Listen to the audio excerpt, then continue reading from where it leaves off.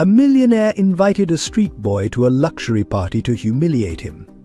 Hours later, everyone was speechless when the boy called one of the guests Daddy.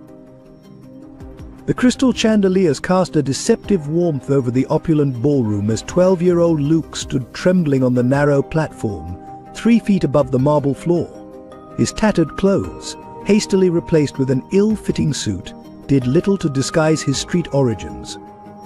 Dozens of champagne flutes balanced precariously on the silver tray in his hands, their contents threatening to spill with each slight movement. 5,000 says he falls before reaching halfway. A man's voice cut through the expectant silence, followed by cruel laughter and the clink of betting money. 10,000 on him, crying first, another added, causing ripples of amusement through the crowd of Manhattan's elite. William Matthews, their millionaire host, watched with calculated satisfaction. "Remember, boy," he called out, his voice dripping with false encouragement. "Cross the platform without spilling a drop, and the money is yours. Enough to eat for months, isn't it?" Luke's hands trembled as he took the first step.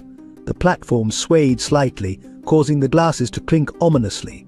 He could feel the weight of dozens of camera phones recording his every move, waiting for his failure. His stomach churned with hunger and humiliation. Halfway across, someone deliberately bumped the platform's base. Luke froze, his heart pounding as the glasses wobbled dangerously. Cruel laughter echoed through the hall. Tears threatened to fall, but he refused to give them the satisfaction.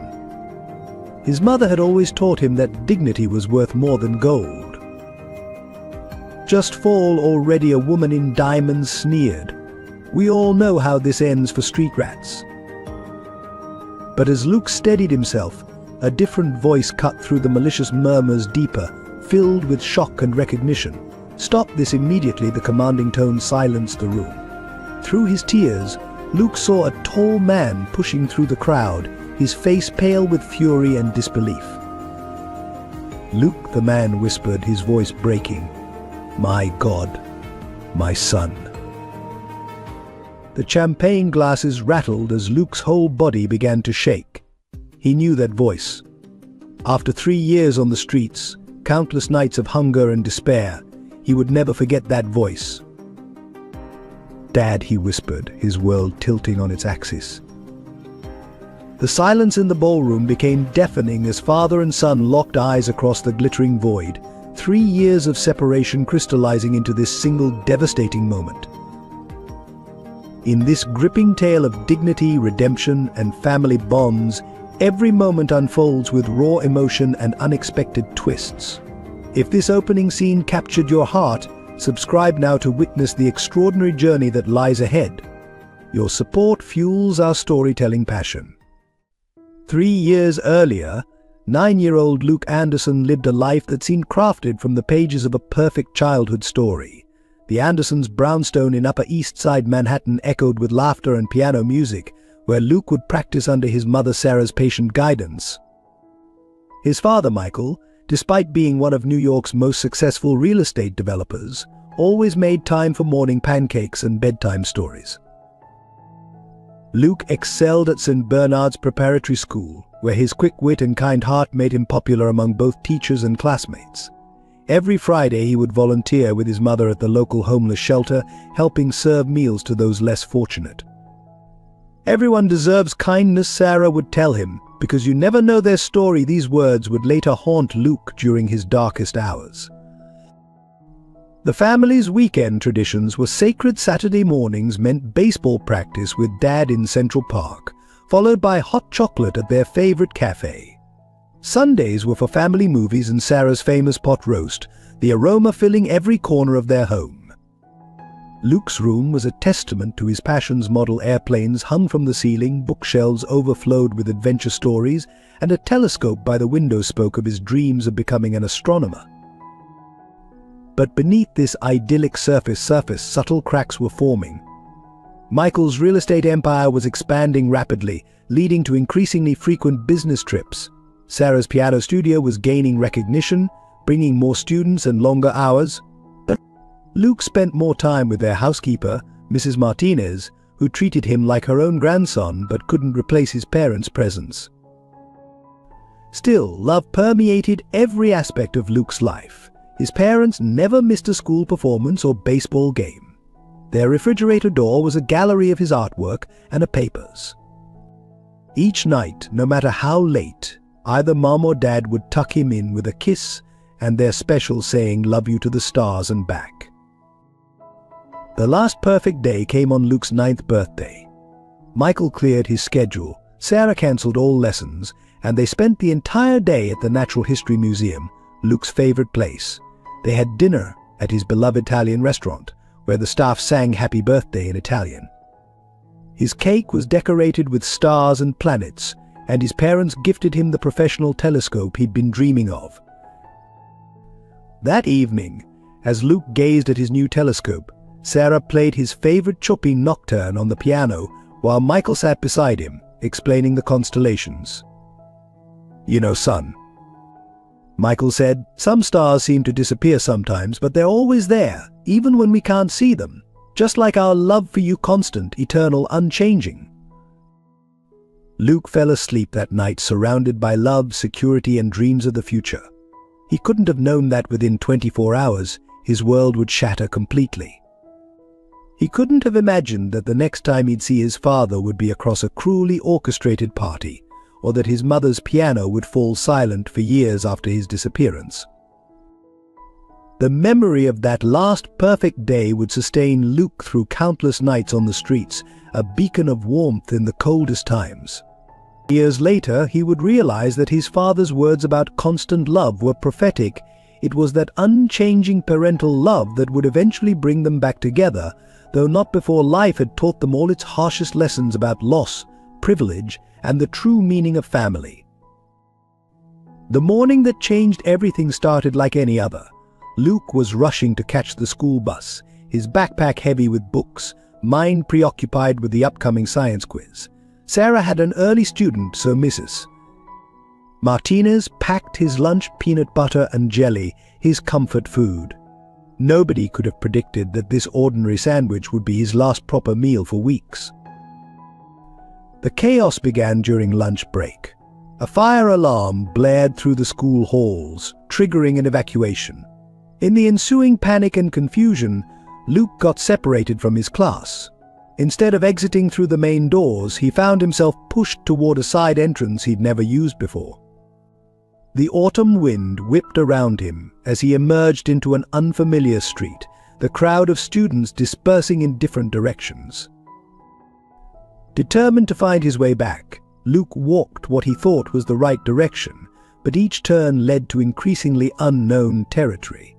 New York's concrete maze, once so familiar, became a terrifying labyrinth. Hours passed. His phone's battery died. Darkness fell. Fear crept in, transforming the city he loved into a menacing stranger. That first night, Luke huddled in a cardboard box behind a grocery store, his school uniform offering little protection against the October chill. He could hear his parents' voices in his head, "Stay put when you're lost." But he had moved so far from where he started, he didn't know where put was anymore. Tears froze on his cheeks as sirens wailed in the distance. Dawn brought no relief. His expensive private school uniform now marked him as a target. An older street kid cornered him, demanding money. When Luke had none to give, the boy took his shoes instead. By sunset, his jacket was gone too, traded for a moldy sandwich and a worn hoodie that smelled of cigarettes. His feet, clad only in dress socks, were bleeding from walking on rough pavement. The desperate search for his family consumed his days. Luke wandered the streets calling out for his parents, but Manhattan's vastness swallowed his cries. He saw missing person posters with his face, but they were in areas he no longer recognized.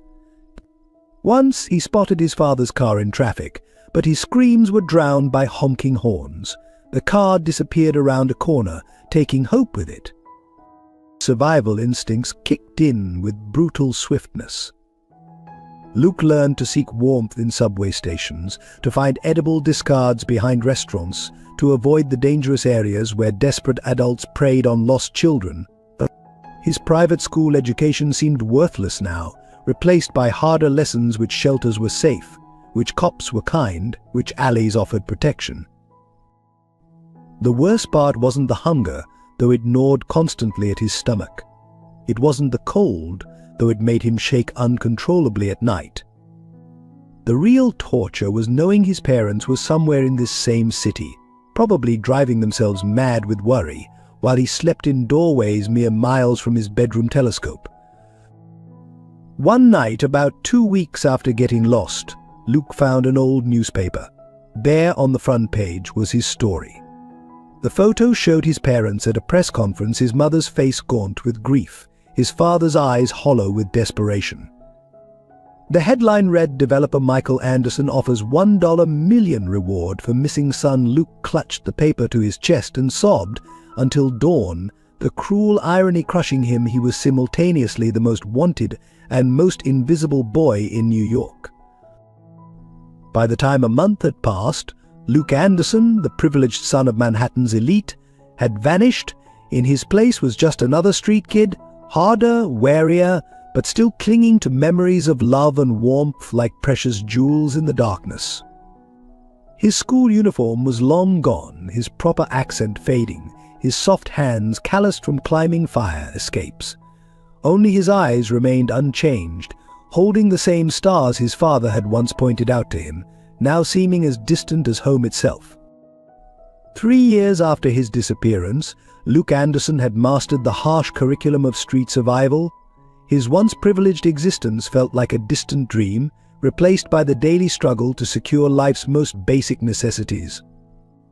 At 12, he was already an expert in the underground economy of New York's forgotten children.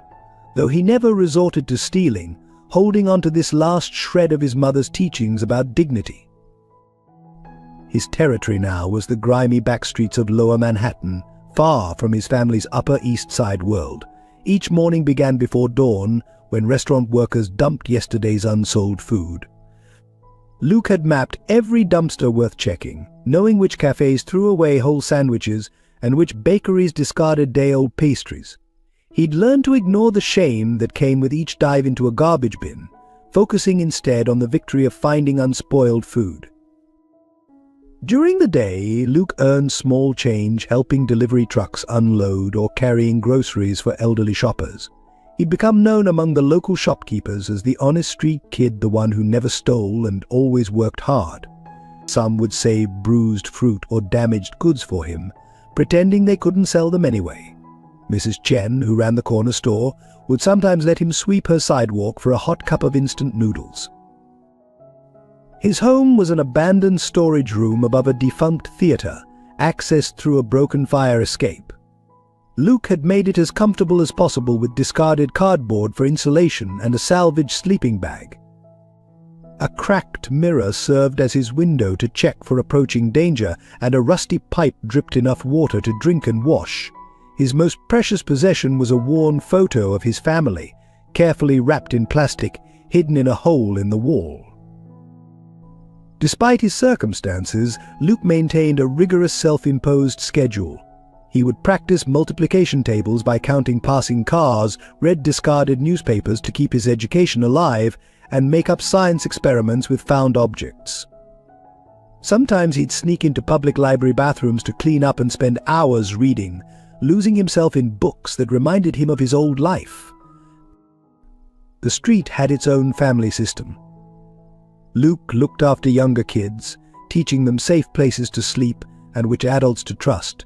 He shared his food when he could, remembering his mother's words about kindness. The older teens protected him in return, warning him about dangerous areas and predatory adults. They called him Professor because he could still solve math problems and explain why the sky was blue. Winter was the cruelest season.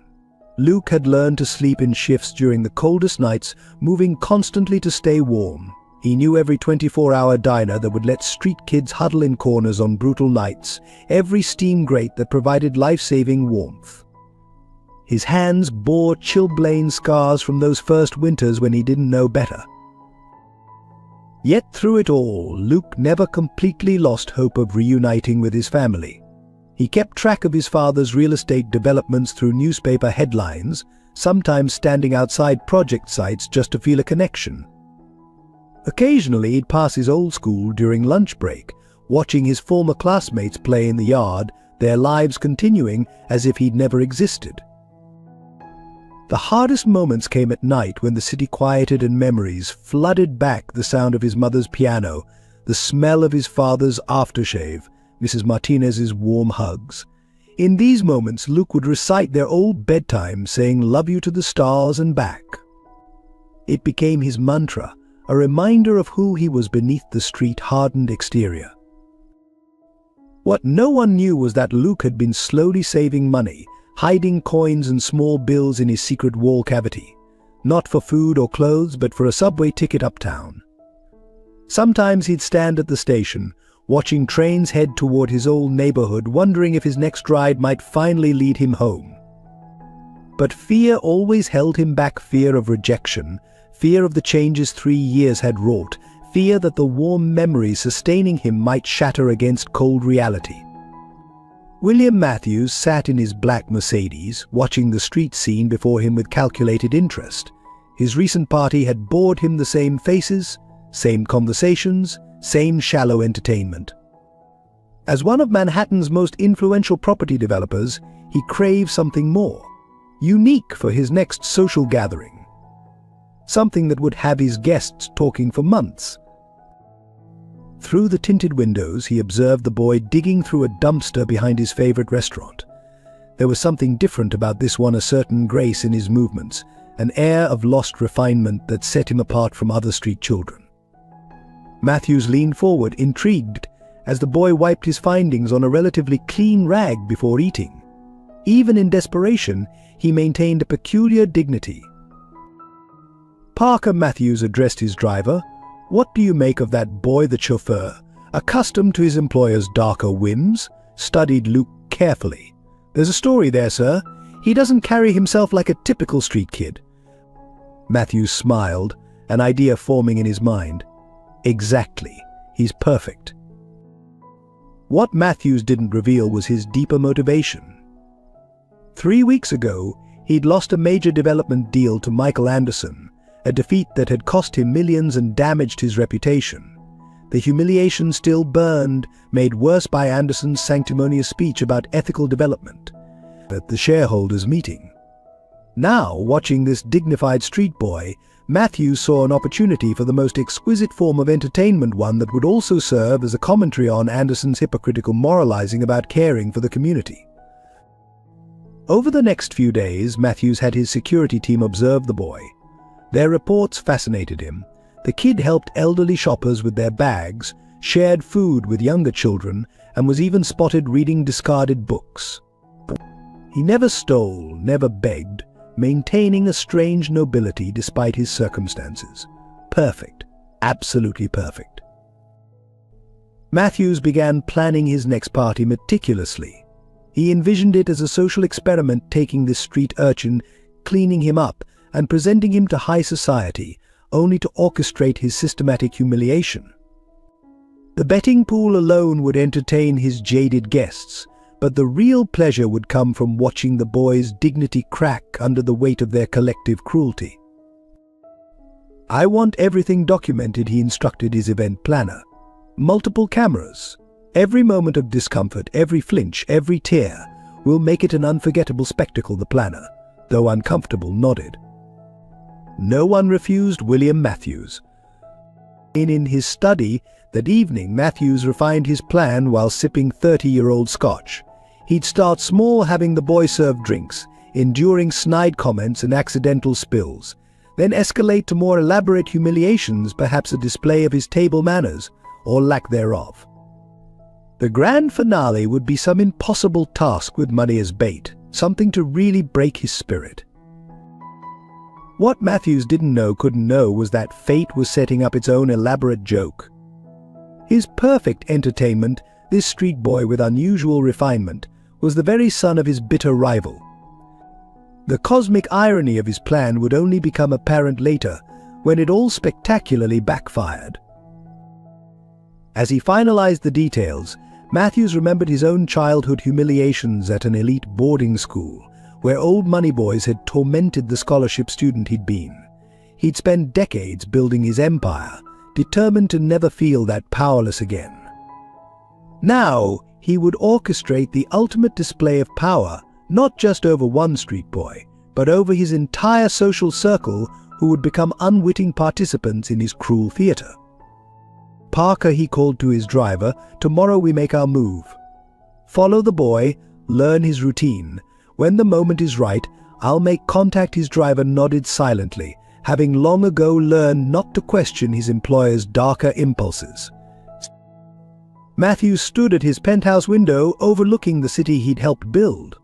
Soon, he thought, his guests would have something to really talk about. A social experiment, an entertainment, a lesson in power dynamics, and for him, the sweetest revenge against all those who'd ever looked down on him. In the streets below, unaware of the elaborate trap being laid, Luke continued his daily struggle for survival, holding onto his dignity like a shield. The collision course between predator and prey was set, though neither could predict how dramatically their roles would reverse. The late autumn sun was setting when Matthews made his move. Luke was resting against a brick wall, sharing half a found sandwich with a stray cat, a scene so perfectly pathetic it almost made Matthews laugh. The Mercedes glided to a stop, its black exterior reflecting the fading daylight like liquid obsidian. Boy Matthews called softly, rolling down his window. "Come here." He kept his voice gentle, practiced, perfected through decades of business negotiations. Luke hesitated, street instinct screaming danger. The cat darted away, but Luke stood his ground, maintaining a safe distance from the car. "I've been watching you," Matthews continued, his tone carefully calibrated between concern and authority. "You're different from the other street children, aren't you?" More. Refined, he noted how Luke stiffened at the observation, confirming his suspicions about the boy's background. "I have a proposition for you," Matthews said, producing a crisp $100 bill and holding it out. Consider it a gesture of good faith. Luke's eyes fixed on the money, but he didn't move. Matthews smiled inwardly. The boy's restraint was impressive, making the eventual breaking even more appealing. "There's a party at my mansion this weekend. Important people, endless food, warmth." Matthews paused, watching hunger flicker across Luke's face. "I'm looking for someone special to help serve drinks, someone with natural grace. Someone like you." Luke's voice, when he finally spoke, surprised Matthews with its clarity. "Why me, sir? There are employment agencies for servers." The question was intelligent, cautious. Matthews' smile widened, breaking this one would be deliciously challenging. "Because, my boy, you have something most professional servers lack: authenticity. My guests are tired of polished pretense. They crave reality." Matthews didn't mention that this reality would be carefully orchestrated for maximum entertainment value. "You'll be paid well," Matthews continued, noting Luke's torn clothes and protruding ribs. "Enough to eat properly for months. Plus, we'll provide appropriate attire for the evening." He held up another $100 bill. "This is just the beginning." Luke shifted uncomfortably, weighing survival against instinct. "I don't know, sir. My mother always said not to trust." He trailed off, pain flickering across his face at the mention of family. Matthews seized the opening. "Ah, you had a mother who cared enough to warn you. Interesting. Where is she now?" The cruel question hit its mark. Luke's eyes filled with tears he refused to shed. Matthews pressed harder, his voice dripping false sympathy. "Wouldn't she want you to have a chance at a better life? One evening of honest work could change everything." He pulled out his wallet, making sure Luke saw the thick stack of bills inside. "Think of it: warm food, clean clothes, a real bed for the night. And if you don't like it, you can leave any time. You'll be a guest, not a prisoner." The lie rolled smoothly off his tongue as he watched Luke's resistance crumbling. The boy's hands were trembling, whether from cold or desire for the money, Matthews couldn't tell. Perfect. When Luke's voice cracked. "When is the party?" Matthews suppressed his triumphant smile. "Saturday evening." My driver will pick you up right here at 6. He handed Luke the $200 bills. Get yourself something to eat in the meantime. Consider it an advance. As the Mercedes pulled away, Matthews watched in his rearview mirror as Luke stared at the money in his hands, looking lost and small against the darkening city backdrop. Parker, he addressed his driver, make sure he's followed. We don't want our entertainment disappearing before Saturday. What Matthews didn't see was Luke's face after the car disappeared. The boy stood motionless, tears finally falling, whispering to himself, "I'm sorry, Mom. I know you said never trust strangers, but I'm so tired of being hungry." In his mansion, Matthews began making calls, setting his plan in motion. The guest list would be carefully curated, the cruelest of his acquaintances, those who would most enjoy the spectacle he was arranging. The cameras would be discreet but omnipresent, capturing every moment of humiliation. He had no way of knowing that his perfect plan, his elaborate entertainment, would become the instrument of his own downfall, that this carefully chosen street boy would be the key to his undoing. For now, Matthews simply savored his anticipated triumph. While somewhere in the city, Luke clutched $200 and wrestled with a decision that would change both their lives forever. Luke spent that night in his makeshift shelter, staring at the $200 bills under the dim light filtering through the broken window. The money represented more than just food, it was possibility, hope, and danger all wrapped into one crisp package. His mother's voice echoed in his memory, "Trust your instincts, sweetheart. If something feels wrong, it probably is." Everything about Matthews' offer felt wrong. The way the man had watched him, the calculated kindness in his voice, the too perfect timing of his appearance, it all screamed trap. Luke had survived 3 years on the streets by being cautious, by reading people's intentions. Rich men in expensive cars didn't usually offer opportunities to street kids out of kindness. Yet the hunger was real. Luke's stomach cramped painfully, reminding him that he hadn't eaten a proper meal in days. Winter was approaching, and his thin jacket wouldn't protect him from the bitter cold much longer. He'd been getting weaker, finding it harder to compete with other street kids for the best dumpster pickings. Maybe, he whispered to himself, maybe this one time, the risk is worth it. He thought of the promised warmth, the food, the possibility of sleeping in a real bed, even if just for one night. The memory of his old life rose, unbidden soft sheets, hot showers, the security of walls and locks. But deeper than physical comfort lay another temptation. The party would be filled with wealthy people, the kind who might be able to help him find his family. 3 years of searching had yielded nothing. Perhaps this was his chance to make connections, to find someone who knew his parents. Luke pulled out the worn family photo from its hiding place, studying the faces that haunted his dreams. His father's strong features, his mother's gentle smile, they seemed to be watching him, judging his decision. "What would you want me to do?" he asked the silent photograph. "Keep safe but hungry, or take a risk for something better?" The street had taught Luke harsh lessons about offers that seemed too good to be true. He'd seen other kids disappear after accepting rides from friendly strangers. Some returned changed, broken. Others never returned at all. But Matthews had given his address, his real name. He was known, traceable. Surely he wouldn't risk his reputation with anything truly sinister? Standing up, Luke paced his small space, arguing with himself. "It's just one night," he reasoned. "I can handle being a server. I've watched enough through restaurant windows to know how it's done. If things feel wrong, I'll leave." He promised I could leave. But even as he convinced himself, doubt crept in. Why would a millionaire choose a street kid to serve at an elegant party? Why not hire professionals? Matthew's words about authenticity rang hollow, hiding something darker beneath their surface. Luke thought of his father's business lessons during their weekend breakfasts. Always understand the other person's motivation, son. What do they gain from the deal? What did Matthews gain from this arrangement? The question nagged at him, refusing to provide a comfortable answer. As dawn approached, Luke made his decision. He would go, but on his terms. He spent $100 on a cheap prepaid phone, his emergency escape plan. The other 100 he split, hiding half in his regular spot and keeping half for food. He memorized the mansion's address and researched possible escape routes on a library computer. "I'll be smart about this," he promised himself. "No drinking anything they offer. Stay alert. Watch the exits." The first sign of real trouble, "I'm gone," he tried to ignore the voice in his head that whispered he might not recognize the trouble until it was too late.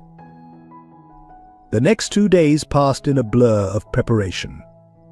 Luke cleaned himself as best he could in public restrooms, practiced his posture, and watched YouTube videos about formal table service on the library computers.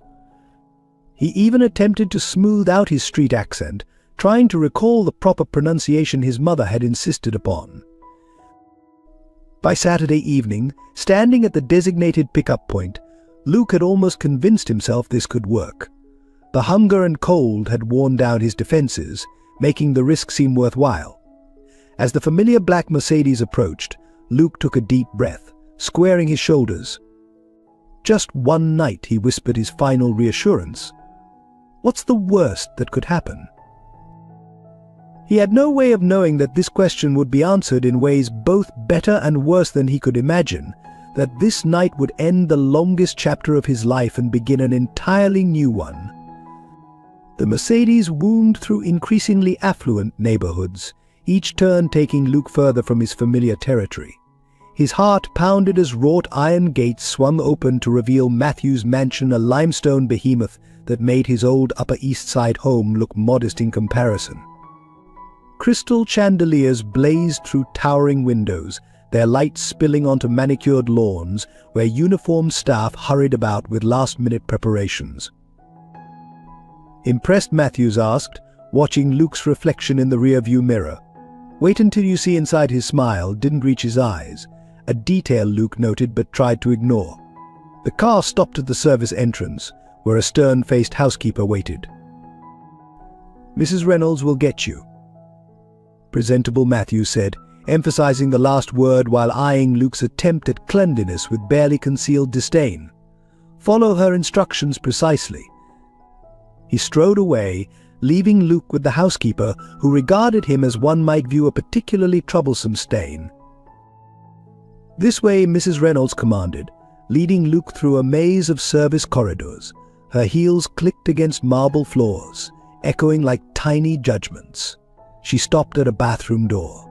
"Scrub everything, twice. Use the disinfectant soap. There's a uniform waiting. You have 15 minutes. The bathroom was larger than Luke's entire shelter. He caught his reflection in the gilt-edged mirror, a street urchin in a palace. The hot water was a luxury he'd almost forgotten, but he couldn't enjoy it.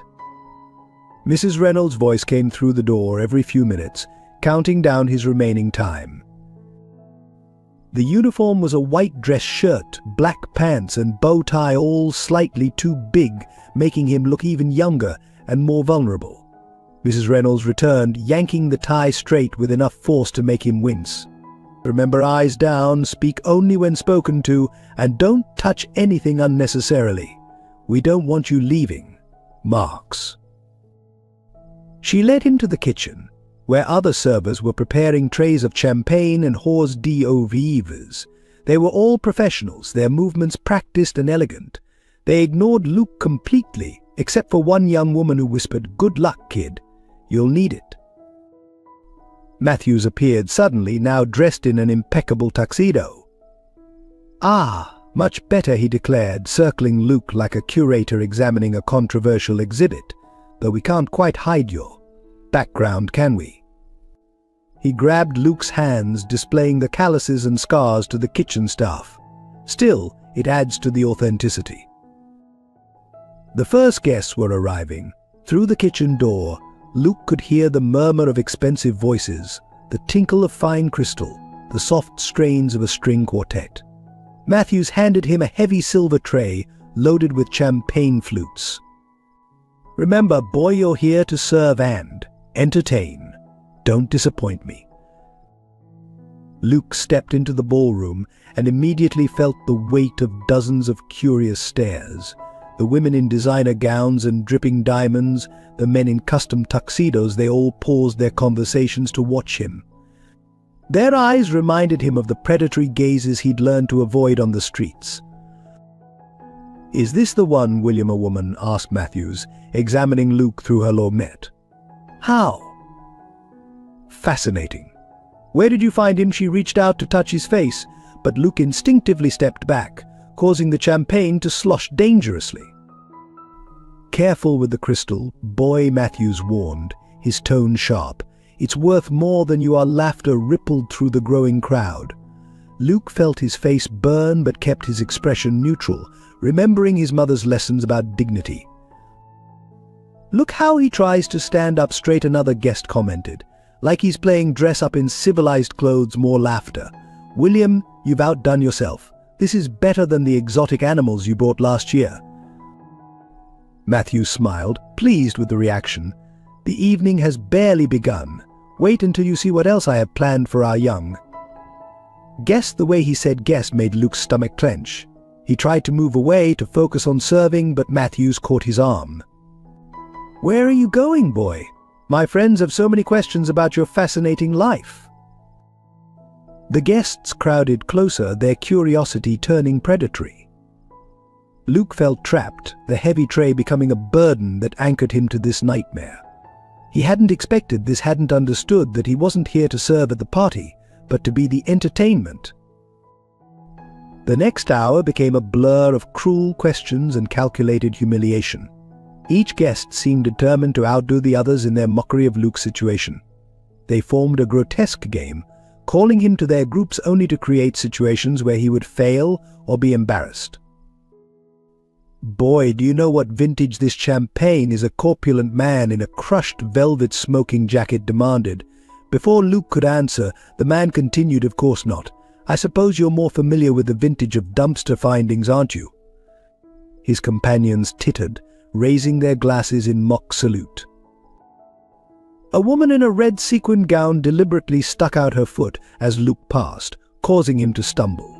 Crystal glasses crashed to the marble floor, the sound silencing the room momentarily. "Oh dear," she exclaimed with exaggerated concern. "I suppose proper footwork isn't taught in the gutters." Matthews materialized instantly. "Clean it up," he ordered, his voice hard. "Every drop, every shard. With your hands." Luke knelt on the floor, aware of phones recording his humiliation, hearing the whispers and laughs above him. The broken crystal bit into his palms, but he refused to show pain. "Look how he picks up the pieces," someone observed. "Like a trained monkey. William, you must tell us your secret for domesticating street rats." More laughter, more phones recording, more deliberate spills for him to clean. Between tasks, Luke overheard snippets of conversation about betting pools. They were wagering on him on when he would cry, when he would try to steal, when he would break down completely. The realization made him feel sick, but he straightened his spine, remembering his mother's words about maintaining dignity in the face of cruelty. An elderly businessman cornered him by the bar. "Tell us, boy, what's the going rate for a meal in your world?" "A soul. Your dignity," his companions roared with laughter. "Though I suppose you left dignity behind long ago, didn't you?" Luke's hands trembled as he served drinks, but his voice remained steady. "No, sir. Dignity isn't something you leave behind. It's something people try to take from you." The unexpected response caused a moment of uncomfortable silence before someone quickly changed the subject. A younger woman with cold eyes decided to make him her special project. She followed him around the room, asking increasingly personal questions. "Do you remember what it's like to sleep in a real bed? When was the last time you had a proper bath? Does your family miss you, or did they throw you away like garbage?" Each question was a knife, expertly wielded to cause maximum pain. Luke maintained his silence, but each word cut deeper, reopening wounds he'd thought had scarred over. The woman seemed to take his silence as a challenge, becoming more determined to break him. Matthews watched it all with satisfied eyes, occasionally directing servants to refill Luke's tray, ensuring he couldn't escape the floor.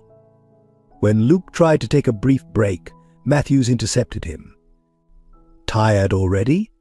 But the main entertainment hasn't even begun. Don't disappoint me, boy. Remember our agreement." The professional servers gave Luke a wide berth, as if his shame might be contagious. All except one elderly bartender who quietly slipped him a glass of water when no one was looking, his eyes conveying silent sympathy. As the evening wore on, the guests became more intoxicated and their cruelty more creative. They began making him perform tricks for tips, balancing multiple trays, serving while walking backward, reciting the wine list he'd never seen. Each failure was met with mockery and theatrical sighs of disappointment. "Perhaps we should start a collection," a woman suggested, dangling $100 bill. "See if we can buy back some of his lost refinement." She let the bill fall to the floor. "Fetch, boy." Luke stared at the money, his face burning with humiliation. The room went quiet, waiting to see what he would do.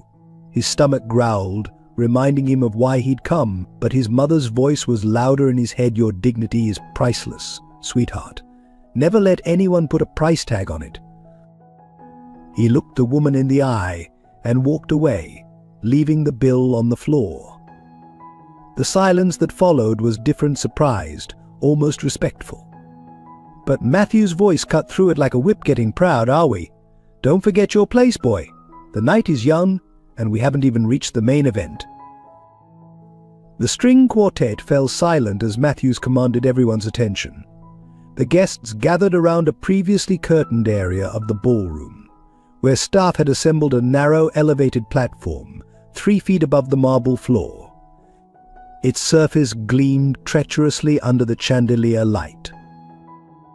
"Ladies and gentlemen," Matthews announced, his voice carrying the practiced charm of a circus ringmaster, "our young friend has shown us his resilience throughout the evening. But now, let's test the true extent of his street-learned skills." He gestured toward the platform. A simple challenge: cross this beam while carrying a full tray of champagne. Not a drop can be spilled. Luke's heart pounded as Matthews continued. The reward: $10,000 in cash. He held up a thick envelope, enough to keep our little street performer fed for months. Of course, if he fails. Matthews smiled coldly. "Well, that's when the real entertainment begins." The guests erupted in excited chatter, already pulling out wallets to place bets. Luke heard the amounts increasing: 5,000 on a fall, 10,000 on tears, 15,000 on a complete breakdown. His hands grew clammy as a waiter approached with a loaded tray, 15 crystal flutes of champagne, filled to the brim. Having second thoughts, Boy Matthews taunted. "Perhaps the streets haven't taught you enough about taking risks." The challenge in his voice was clear: refuse, and prove yourself a coward in front of everyone. Luke studied the platform. One wrong step, one slight tremor, and he'd face not just humiliation but serious injury. The marble floor below offered no forgiveness. Yet the money, real, life-changing money, beckoned. With $10,000, he could rent a room, buy proper clothes, maybe even hire someone to help find his family. "I'll do it," Luke said quietly, his voice steadier than his hands. Matthew's smile widened as he helped Luke onto the platform, his grip unnecessarily tight, leaving bruises. "Remember," Boy Matthews whispered, "the cameras are rolling. Make it good." The first step onto the platform nearly undid him. It swayed slightly under his weight, causing the champagne to ripple dangerously close to the rims. Luke froze, finding his balance, remembering how he used to walk the narrow ledge outside his shelter window. Slowly, carefully, he began to move forward. Each step was a negotiation between gravity and determination. The guests fell silent, all eyes fixed on his precarious progress. Only the soft clink of crystal and his measured breathing broke the tension. Halfway across, Luke heard a muffled laugh, followed by a deliberate bump against the platform's base. The beam shuddered. Champagne sloshed wildly in the glasses. Several guests gasped, phones raised to capture the anticipated disaster. But Luke didn't fall. Years of navigating treacherous fire escapes and icy ledges had taught him how to adjust, how to find balance in imbalance. He stabilized the tray through sheer will, not a drop spilled. "Remarkable," someone whispered. "The boy has talent." "Talent," another scoffed. "More like the cunning of a rat." 3/4 across, exhaustion began to set in. Luke's arms trembled from holding the heavy tray. Sweat trickled down his back, making his borrowed shirt cling uncomfortably. Just a few more steps.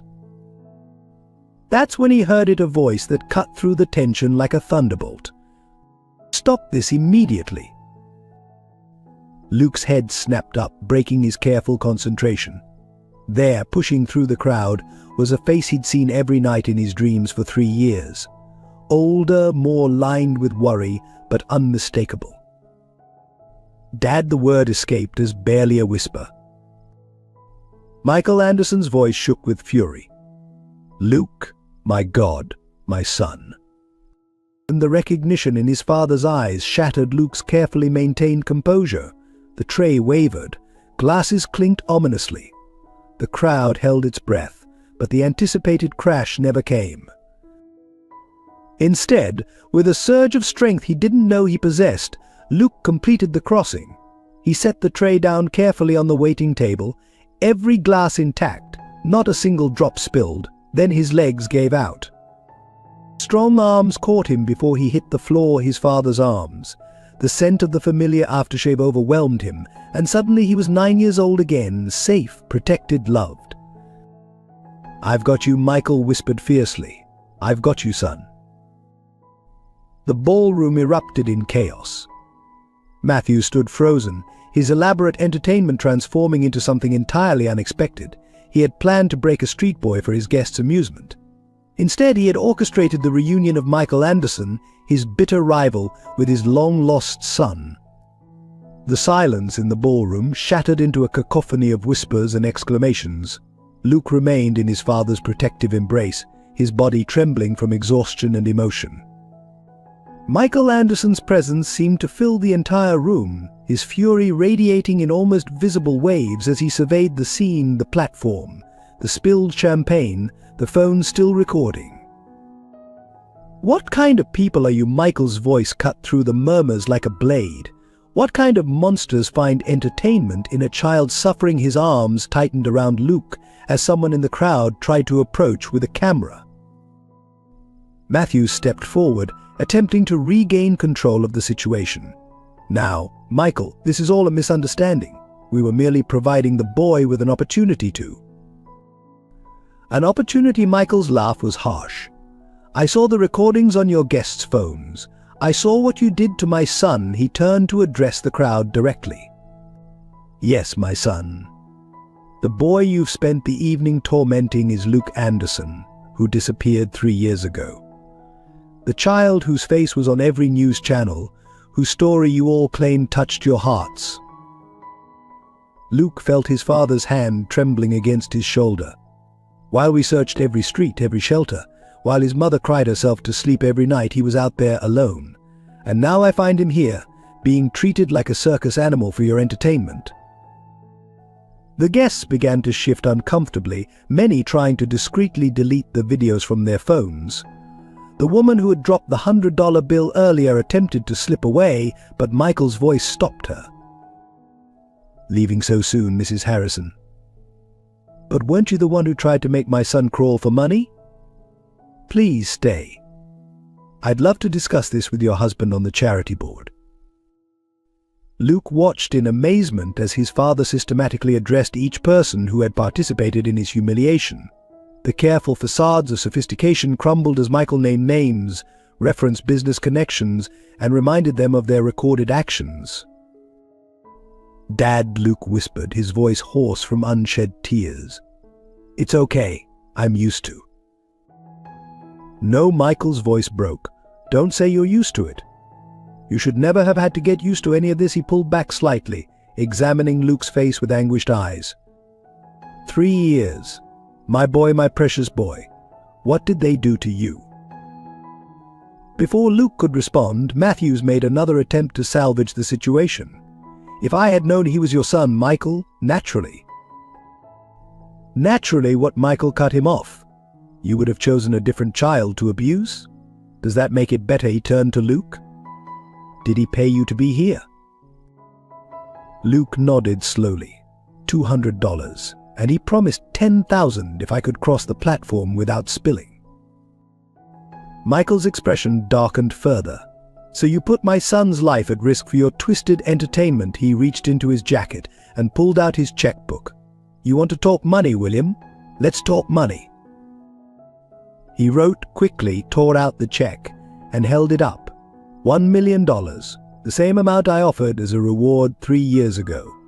"But this isn't for finding my son, it's for the privilege of not destroying you completely when I leave here tonight."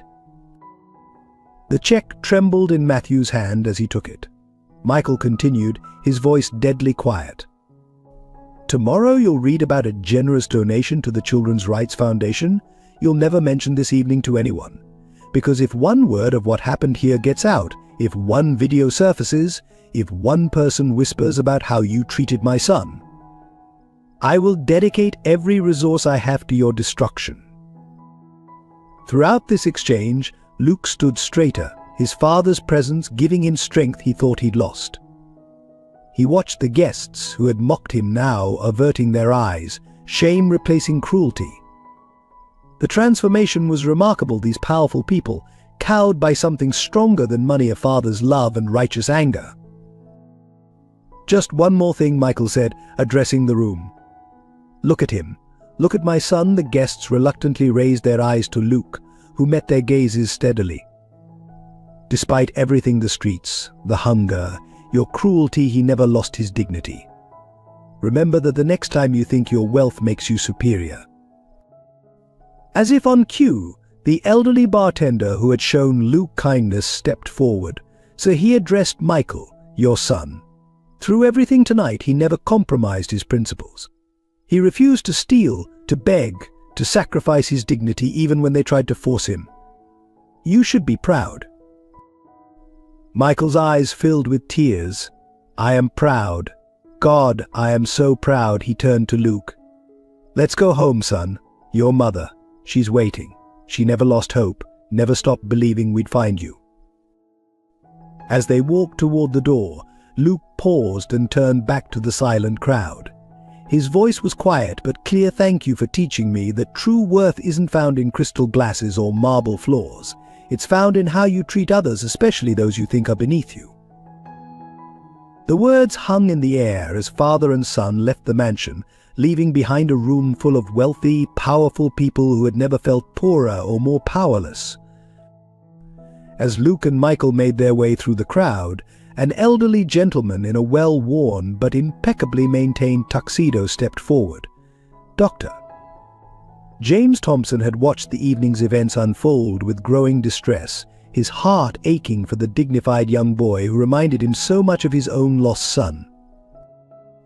"Mr. Anderson," he called softly. "A moment, please." Michael tensed protectively, but Luke touched his father's arm. "It's okay, Dad. He was the only one who showed me kindness tonight." Dr. Thompson approached carefully, his lined face reflecting decades of witnessing both human cruelty and resilience. "I should have stopped it sooner," he began, his voice heavy with regret. "But I recognize something in your son that I needed to confirm." He turned to Luke.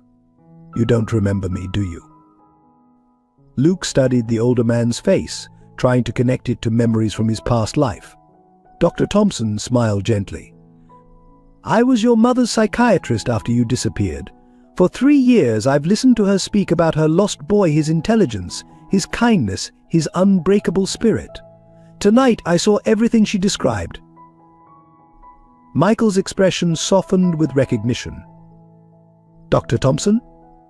Sarah's Dr. Thompson, the elderly doctor nodded. "I've spent 3 years helping your wife hold on to hope. I knew if Luke was out there, he would have maintained the strength of character she described. Tonight proved she was right." The doctor reached into his pocket and withdrew a small notebook. "I've kept notes of every session with Sarah.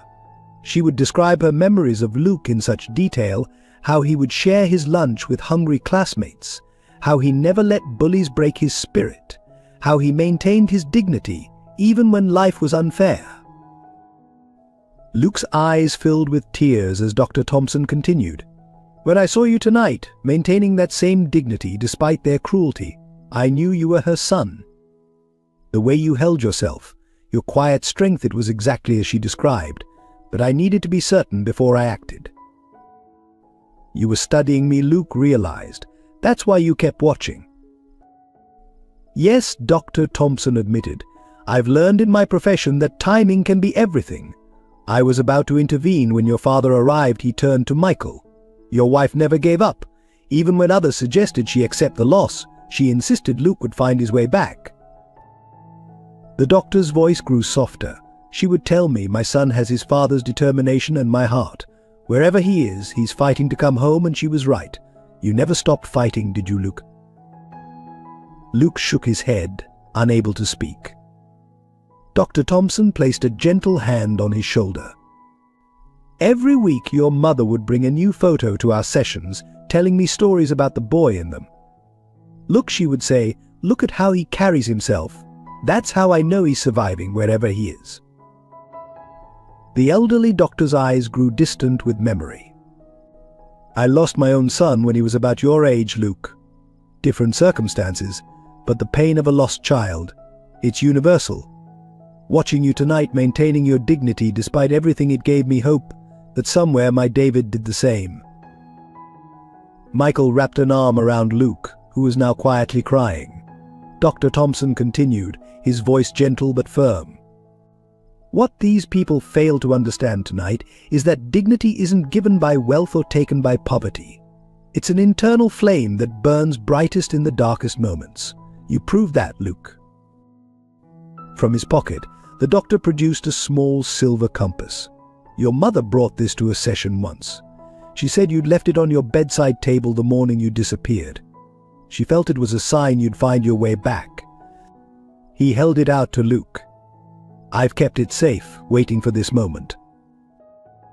Luke took the compass with trembling hands, remembering how his father had given it to him on his 9th birthday. "A Anderson always finds his way home," Michael had said. The memory broke something inside him, and he began to sob in earnest. Dr. Thompson stepped back, addressing Michael. "Take him home to Sarah, but know that the healing process will take time.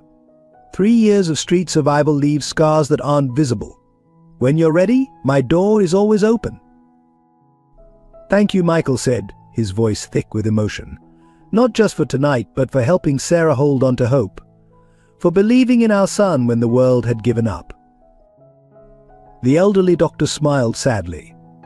"In my profession, we see the darkest sides of humanity, but occasionally we're blessed to witness moments of extraordinary courage and grace.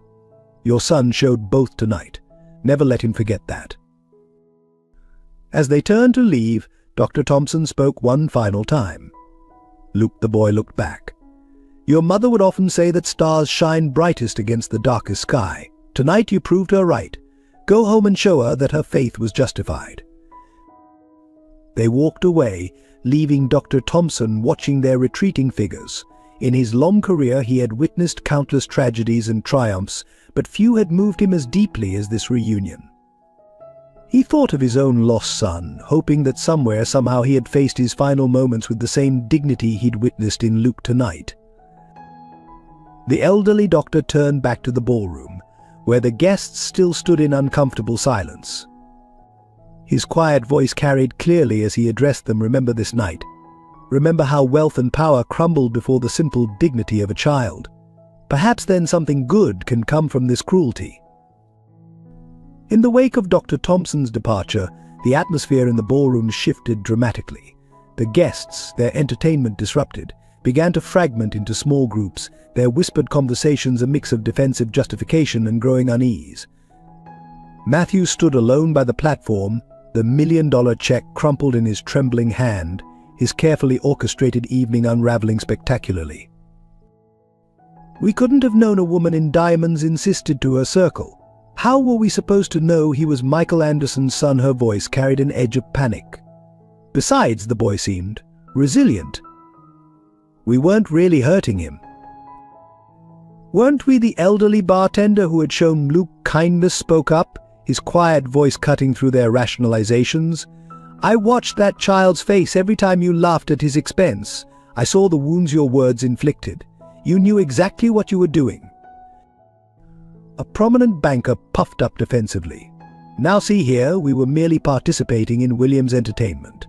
If anyone's to blame, he gestured toward Matthews, who had begun pacing frantically near the platform. Oh yes, blame William, the bartender continued, removing his bow tie. But who placed bets on a child's tears? Who tried to make him crawl for money? Who recorded his humiliation for their amusement? He looked each guest in the eye. I've served at these parties for 30 years. I've seen decadence, excess, even occasional cruelty. But tonight you crossed a line you can't uncross. The tension in the room ratcheted higher as smartphones began buzzing with news alerts. Someone had leaked.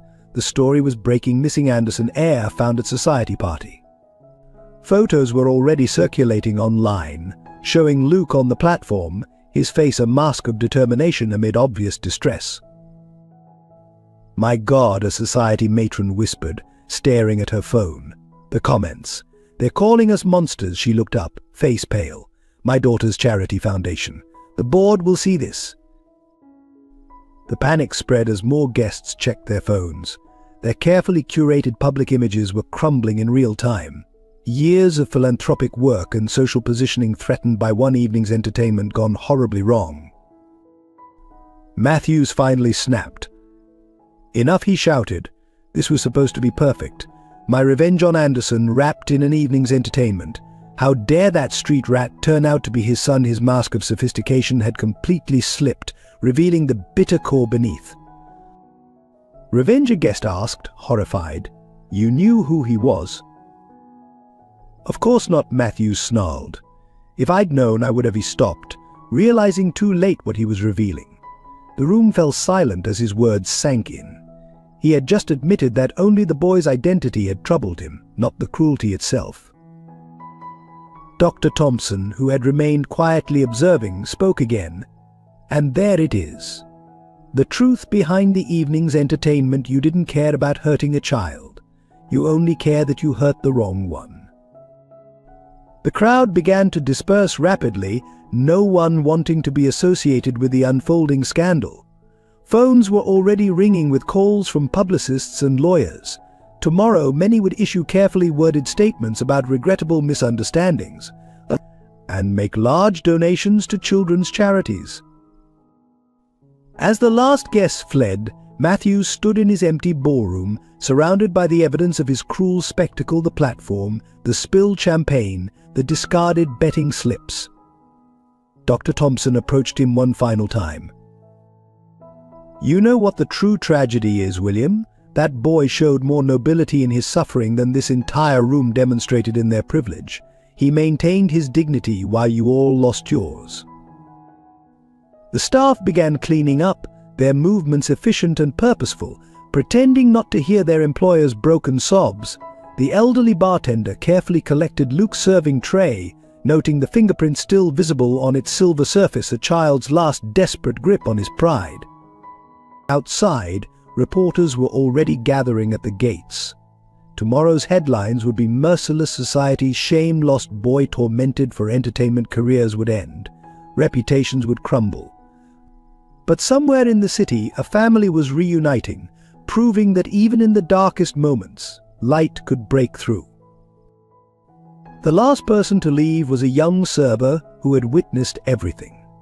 She paused at the door, looking back at the destroyed ballroom. You know, she said to no one in particular, that kid did something incredible tonight. He showed us that true class has nothing to do with money.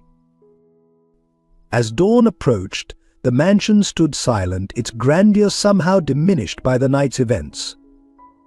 The morning light would illuminate an empty ballroom where society's masks had slipped, revealing the ugly truth beneath the glittering surface.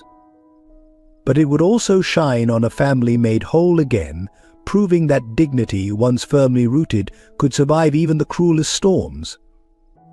As Michael and Luke left Matthew's mansion, the night's full horror was only beginning to unfold. Reporters swarmed the gates, their camera flashes creating a strobe effect in the darkness. Michael shielded Luke with his jacket, guiding him toward their waiting car, but Matthew's voice cut through the chaos. Wait, the millionaire stumbled down the mansion steps, his composure completely shattered. You can't leave yet. The evening's entertainment isn't finished. His voice carried the desperate edge of a man watching his carefully constructed world crumble. Michael turned, positioning himself between Matthews and Luke. Haven't you done enough damage tonight, William? But Matthews wasn't finished. In a final, devastating act of malice, he pulled out his phone. Look, Anderson. Look what I've been saving for the grand finale. He held up the screen, showing a video that made both father and son freeze in horror. It was footage of 9-year-old Luke, taken the day he disappeared. The video showed him walking away from his school during the fire alarm, following someone whose face was just out of frame, someone who seemed to be leading him deliberately away from safety. You see Matthew's voice dripped with bitter triumph. Your precious boy didn't just get lost, he was led astray. And I know exactly who did it. Luke's grip on his father's arm tightened. Dad, his voice trembled. I don't remember. Why don't I remember? Michael's face had gone deadly pale. What do you want, William? Matthew smiled, though it looked more like a grimace. Simple. A trade. Your entire Anderson development project, the one you stole from me 3 years ago for the name of the person who took your son. Surely your boy's peace of mind is worth a few $1 billion. The gathered reporters had fallen silent, sensing they were witnessing something extraordinary. Luke looked between his father and Matthews, seeing the years of rivalry and hatred that had somehow led to this moment. You're lying, Michael said, but uncertainty tinged his voice. You couldn't have known. Couldn't I? Matthews laughed harshly. Who do you think arranged the fire alarm? Who made sure little Luke would be separated from his class? It was all so perfectly planned until the incompetent fool I hired lost track of the boy in the confusion. Luke felt his knees buckle as memories began to surface. A stranger's voice, a promised shortcut back to his classroom, then confusion and fear as he found himself in unknown streets. You did this to me, because of a business deal. Matthew's face twisted. Your father ruined me. That development project was mine. I spent years planning it, and he swooped in with his ethical development nonsense and took everything. I bid fairly for that project. Michael's voice shook with rage. You lost because your plan involved displacing hundreds of low-income families. The city council chose my proposal because it preserved existing communities while creating new opportunities. And look what it cost you. Matthews gestured wildly at Luke. 3 years. 3 years your son spent on the streets because you chose strangers over success. Luke stepped forward, his voice stronger than anyone expected. No, I spent 3 years on the streets because you chose revenge over humanity, the same way you chose cruelty over kindness tonight. The reporters' cameras clicked frantically, capturing every moment. Matthews seemed to deflate, suddenly aware of what he had just confessed in front of witnesses. His phone slipped from nerveless fingers, clattering on the marble steps. Michael picked up the phone, his hands steady despite his fury. Thank you, William. That confession, recorded by all these lovely journalists, will ensure you spend a very long time thinking about your choices. He turned to the reporters. I trust you all got that. How William Matthews just admitted to orchestrating my son's kidnapping 3 years ago. And the night erupted into chaos. Police sirens wailed in the distance. Matthews collapsed on the steps, all pretense of sophistication gone. But Luke wasn't watching any of it. Instead, he was looking at his father, seeing the tears streaming down his face. Dad, can we go home now? Mom's waiting. Michael pulled his son close, his voice choked with emotion. Yes, son, let's go home. And this time I'm never letting you out of my sight again. As they drove away, Leaving Matthews to face the consequences of his actions, Luke finally asked the question that had burned in his mind all night. "Dad? How did you know to come to the party?" Michael smiled through his tears. "Dr. Thompson. He recognized you and called me immediately. He's been helping your mother hold on to hope all these years. I guess he helped give us back to each other too." The city lights blurred past their window as they headed home, each lost in thoughts of what had been lost and found this extraordinary night. During the drive home, Michael kept glancing at Luke through the rearview mirror, as if afraid his son might vanish again. Each street light illuminated the boy's face, revealing changes that 3 years had carved: the loss of baby fat, the watchful eyes, the way he unconsciously positioned himself near the door, ready to flee if necessary. "I saw you, you know," Michael finally said, his voice barely above a whisper. "So many times during those 3 years. Or I thought I did. Every dark-haired boy on every street corner. I'd slam on the brakes, jump out of the car, chase down some stranger's child." He gripped the steering wheel tighter. "Your mother said I was torturing myself, but I couldn't stop looking." Luke shifted in his seat, memories surfacing. "I saw you too. Once, about a year ago, you were giving a speech at a homeless shelter opening. I was in line for food, but I hid when you started walking through the crowd. I was." He hesitated. "I was ashamed. I didn't want you to see what I'd become." The car swerved slightly as Michael fought to control his emotions. "Ashamed?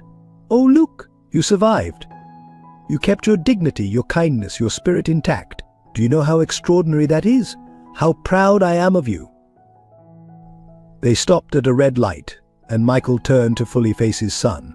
"Tonight, watching you on that platform, I've never been more terrified or more amazed in my life. You showed more courage and grace than any of those so-called elite people in their fancy clothes." Luke met his father's eyes, seeing the pain and pride warring there. "I remembered what you taught me about balance," he said softly. "Not just physical balance, but emotional too. An Anderson never loses his center, you used to say." Michael's breath caught. "You remembered that? After everything?" "I remembered everything, Dad. Every morning pancake, every baseball game, every bedtime story. Those memories. They kept me going. Kept me from becoming what they thought I was, just another street kid with no past and no future." The light turned green, but Michael didn't move. Cars honked behind them, but father and son remained locked in this moment of recognition. "When did you get so wise?" Michael asked, his voice cracking. "The streets teach you things," Luke replied. "Like how to read people. That's how I knew Matthews was lying about the reward money. His eyes, they were like some of the predators I learned to avoid. But I still went because—" He paused, struggling with the admission. "Because what, son?" "Because I was tired of being alone. Even if it was a trap, even if it was just for one night, I wanted to pretend I belonged somewhere again." Michael pulled the car over, unable to drive through his tears. "You always belonged with us. Every holiday, every birthday, we set a place for you at the table. Your mother kept buying you Christmas presents, keeping them wrapped in your room. He'll want to open them when he comes home," she'd say. Everyone thought she was losing her mind. But she never stopped believing. Luke reached out hesitantly and touched his father's shoulder, the first contact he had initiated. "How? How did you know it was me? At the party? I look so different now." Michael turned, catching his son's hand in his. "Your eyes, they're still your mother's eyes. But it was more than that. It was the way you held yourself, refusing to break under their cruelty. That quiet strength, that's all you, son. That's always been you." The city hummed around their parked car, but inside time seemed suspended as 3 years of loss and longing crystallized into this moment of recognition. "When you were little," Michael continued, "you used to say you wanted to help people when you grew up. Tonight, I watched you share your water with a younger server when you thought no one was looking. 3 years on the streets, and you still think of others first. That's how I knew, beyond any doubt, that you were my Luke." Luke's composure finally cracked. "I tried so hard to make you proud, even when I thought I'd never see you again. Every time I wanted to steal food or take the easy way out, I'd hear your voice, and Anderson's word is his bond." Michael pulled his son into an awkward embrace across the car seats. "I am proud. God, I am so proud it hurts. But Luke, you didn't have to earn our love. You never had to prove yourself worthy of being our son. We loved you every second of every day you were gone." As they held each other, both crying now, a police car pulled up alongside them. The officer approached, concerned about the parked vehicle, but stopped short when he recognized Michael Anderson. More importantly, he recognized Luke from the thousands of missing person posters that had papered the city for 3 years. "Mr. Anderson," the officer called softly. Is that really him?" Michael nodded, unable to speak. The officer smiled, tears in his own eyes. "I'll call it in, sir. Every cop in this city has been looking for your boy. They'll want to know he's safe." As the officer returned to his car, Luke looked at his father. "Everyone was looking for me." "Everyone," Michael confirmed. "And now we're almost home. Your mother. She's going to know the moment she sees you. She never lost faith. Not for a single day." They pulled back onto the street, both quieter now, but with hands still clasped, neither willing to break this newfound connection. The city that had kept them apart for so long was now leading them home together. The news of Luke's identity spread through Manhattan's elite circles like wildfire. Within hours, the video footage from Matthew's party had gone viral, showing the city's wealthiest citizens tormenting a lost child for entertainment. The fallout was immediate and devastating. Michael Anderson's office was flooded with calls from party guests desperate to explain, apologize, or bargain their way out of the public relations nightmare. His secretary had strict instructions: no calls would be accepted, no explanations entertained. The time for apologies had passed. The morning papers were merciless. High Society's new lost boy tormented for entertainment screened the New York Times headline. The Post was more direct: monsters in mansion's elite mock homeless child. Beneath each headline were photos of the guests, their faces caught in expressions of cruel amusement as they watched Luke struggle on the platform. At the Four Seasons, where many of the city's power brokers traditionally met for breakfast, the usual crowd was notably absent. Those who did appear found their regular tables suddenly reserved. The maitre d', whose son had once been helped by the Anderson Foundation, took particular pleasure in turning away the party guests. Mrs. Harrison, who had tried to make Luke crawl for money, discovered her charity board had called an emergency meeting. By noon, she was forced to resign. Her husband's investment firm lost 3 major clients before lunch. The couple's social calendar, once filled months in advance, developed mysterious gaps as dinner invitations were rescinded. The woman in the red sequined gown who had deliberately tripped Luke found her fashion line dropped by major retailers. Her Instagram followers plummeted as the video of her cruelty circulated. No amount of publicist-crafted apologies could erase the image of her smirking as a child fell. But the real confrontation came at the emergency board meeting of the city's philanthropic council. Michael Anderson, as the largest private donor to the city's children's charities, had called the meeting. Every guest from Matthew's party who sat on a charity board was required to attend. They filed into the boardroom like chastened schoolchildren, their designer outfits and expensive jewelry unable to mask their discomfort. Michael stood at the head of the table, Luke's childhood photo projected on the wall behind him. "Look at this picture," he began, his voice deadly quiet. "This is my son at 9 years old, the age he was when Matthew's scheme separated him from us. For 3 years, he struggled to survive on the same streets where you park your luxury cars." He clicked to the next image: Luke on the platform at Matthew's party. "And this is what you did to him when he crossed your path. You who sit on children's charity boards. You who pose for photos at fundraisers. You who claim to care about the less fortunate. One board member tried to interrupt. Michael, we had no idea that he was my son. Michael's voice cracked like a whip. And that makes it better. Would it have been acceptable to humiliate him if he were just another homeless child? Is that the moral standard we're defending here? He placed his hands on the table, leaning forward.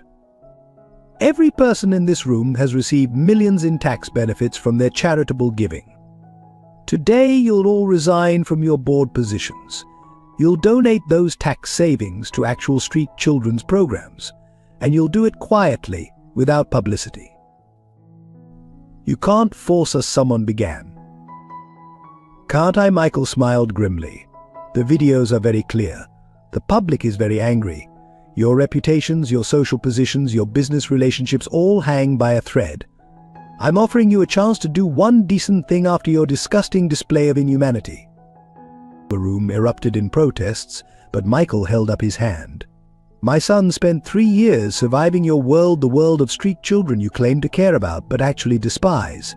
He maintained more dignity in his suffering than you showed in your privilege. So yes, I can force you, and I will. One by one they signed their resignations. Each wrote checks that would significantly impact their luxurious lifestyles. They filed out of the boardroom, humbled and diminished, their social armor finally pierced by the reality of their actions. The last to leave was the woman who had recorded Luke's humiliation on her phone. At the door, she turned back. For what it's worth, I'm truly sorry. Michael looked at her steadily. It's not worth much. But you know who might value your apology. The children in the shelters where your money will now go. Go volunteer there. Look them in the eyes. Learn their names. See their humanity. Then maybe your apology will mean something. After they left, Michael sat heavily in his chair, emotionally drained. His phone buzzed a text from Luke. Dad, Mom wants to know if you're coming home for dinner. She's making my favorite.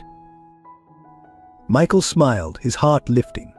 Tomorrow there would be more battles to fight, more wrongs to right. But tonight his son was home, his wife was cooking, and their family was whole again.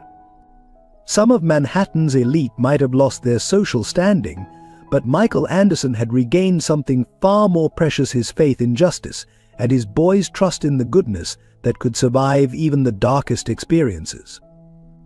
The full scope of William Matthews' revenge plot emerged during his arraignment, sending shockwaves through New York's business community. The prosecution presented evidence that stretched back far beyond the cruel party emails, surveillance footage, and financial records that painted a picture of obsession spanning years. Detective Sarah Martinez, who had investigated Luke's original disappearance, stood before the press outside the courthouse. What we've uncovered is disturbing, she announced. Matthews didn't just orchestrate a kidnapping. He engineered an elaborate scheme designed to destroy the entire Anderson family. The evidence revealed that Matthews had first targeted the Andersons 3 years ago after losing the Wellington Heights development project to Michael. The project, worth billions, would have displaced hundreds of low-income families. Michael's alternative proposal, which preserved existing communities while still ensuring profitable development, had won unanimous approval from the city council. Matthews saw it as more than a business loss, Detective Martinez explained. According to his private correspondence, he viewed it as Anderson betraying their social class. He wrote, and I quote, "Michael forgot where he came from. He chose those street rats over his own kind.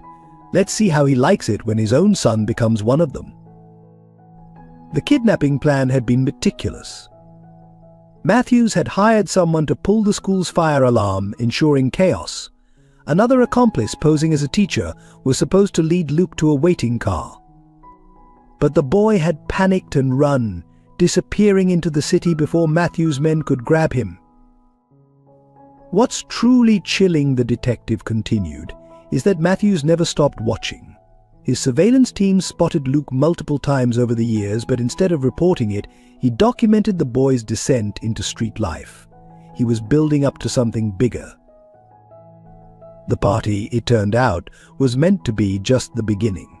Police found detailed plans in Matthew's Home Office strategies to systematically destroy the Andersons' reputation, business and family. The final phase would have revealed Luke's identity in the most damaging way possible, suggesting the Andersons had abandoned their son. Michael Anderson sat in the courtroom, listening as the prosecutor detailed how Matthews had tracked his son's movements, waiting for the perfect moment to strike. Sarah Anderson gripped her husband's hand, her face pale but composed as she heard how close they'd come to never finding Luke at all. The party wasn't just entertainment for Matthews, the prosecutor explained to the jury. It was a dress rehearsal. He wanted to break the boy's spirit completely before revealing his identity. The ultimate revenge, returning the Andersons' son as a broken shell of himself. What Matthews hadn't counted on was Luke's resilience, Dr. Thompson's recognition, or Michael's timely arrival. His carefully constructed plan had collapsed in a single evening, exposed by the very cruelty it was built upon. As the evidence mounted, Matthews sat slumped in his defendant's chair, his arrogance finally shattered. His own words condemned him, journal entries revealing his growing obsession, his bitter rants against Michael's betrayal of his class, his detailed observations of Luke's struggles on the street. One journal entry particularly stunned the courtroom. Watch the Anderson boy today. He's still maintaining that ridiculous dignity his father preached about. 3 years on the streets should have broken him. No matter. The party will finish what the streets couldn't. I'll show Michael what his precious ethics cost him. Luke, who had insisted on attending the hearing, listened with a calmness that surprised everyone. When asked how he felt about the revelations, his response reflected a maturity beyond his years. Mr. Matthews thought he could break me by making me live on the streets. Instead, he taught me the true meaning of strength. The people he looked down on, the homeless, the struggling. They showed me more humanity than his wealthy friends ever did. The judge, reviewing the evidence, noted that Matthews' obsession had ultimately cost him everything he valued: his reputation, his freedom, and his place in the society he had tried so desperately to protect. The man who had sought to destroy the Andersons had instead destroyed himself. As Matthews was led away in handcuffs, Michael hugged his son close. He never understood, Michael whispered. True wealth isn't in what you have, but in who you are. You proved that every day you survived, son. The morning after Luke's return, Sarah Anderson sat at her piano for the first time in 3 years. Her fingers hovered over the keys, trembling slightly as she listened to her son's steady breathing from the next room. The instrument had stood silent since Luke's disappearance, its polished surface gathering dust like the fragments of her broken heart. Dr. Thompson's case notes painted a devastating picture of those 3 years. The first entry read, "Patient appears catatonic.